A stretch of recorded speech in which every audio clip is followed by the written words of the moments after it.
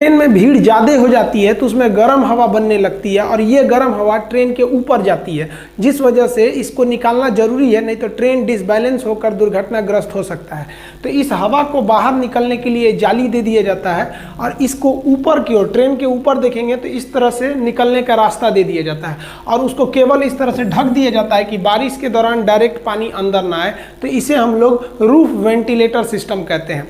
आप एक और चीज़ देखे होंगे कि ट्रेन के पंखे या बल्ब आपके घर में बिजली से नहीं चल सकते हैं। इसका सबसे बड़ा रीजन क्या है कि पहले लोग ट्रेन की लाइट पंखे चोरी करके लेके चले जाते थे, तो रेलवे ने दिमाग लगाया। रेलवे ने कहा कि लोगों को घर में या तो 220 वोल्ट की एसी करंट रहती है और लाइट कट जाती है तो लोग डीसी चलाते हैं, तो डीसी अमूमन 12 वोल्ट का रहता है। मीडियम लेवल की कोई भी मशीन 24 वोल्ट की बड़ी चीज़ें रहती हैं और 5 वोल्ट के छोटे छोटे खिलौने वगैरह रहते हैं।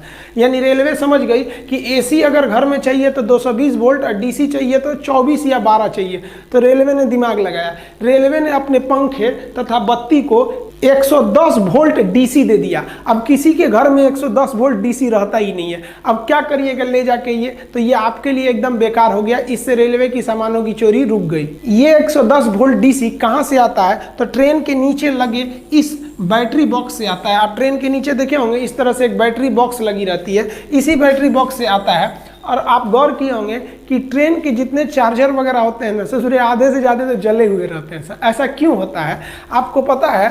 पावर इज इक्वल टू होता है voltage into current, P is equal to V into I. यानी अगर आप वोल्टेज को कम करिएगा तो धारा यानी करंट बढ़ जाएगा।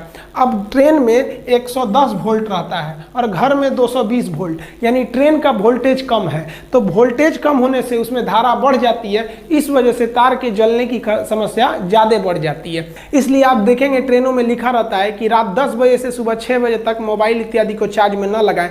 ऐसा इसलिए लिखा जाता है कि चार्ज में लगाकर अगर आप सो गए हैं तो ज़्यादा देर तक उसमें सप्लाई रहेगी तो बहुत ज़्यादा धारा जाने से उसमें आग लग सकता है। कोच के अंदर की बैटरी को स्ट्रेंथ को चेक करने के लिए इस तरह से एक इंडिकेटर लगा दिया जाता है। आप ट्रेन में देखे होंगे ऐसे इंडिकेटर लगे रहते हैं। ग्रीन का मतलब एकदम मेंटेन है बैटरी, कोई दिक्कत नहीं है। येलो चार्जिंग मूड में रहती है और अगर रेड जलने लगा है तो समझ जाइएगा कि भाई आपका जो बैटरी है वो डिस्चार्ज हो रहा है। ट्रेन कोच का जो बैटरी होता है वो डीसी देता है और ये जो डीसी होते हैं ये कम वोल्टेज पे दिए जाते हैं, लगभग 110 वोल्ट पर दिए जाते हैं। आपको पता है कि जब भी वोल्टेज कम रहता है तो धारा ज़्यादा हो जाती है और वहाँ शॉर्ट सर्किट का डर होता है। आप ट्रेन पर पायदान के पास देखिएगा, एक और लिखा रहता है साइड फीलिंग और एक और लिखा रहता है लिफ्ट हीयर। वो कहीं भी लिखा रहता है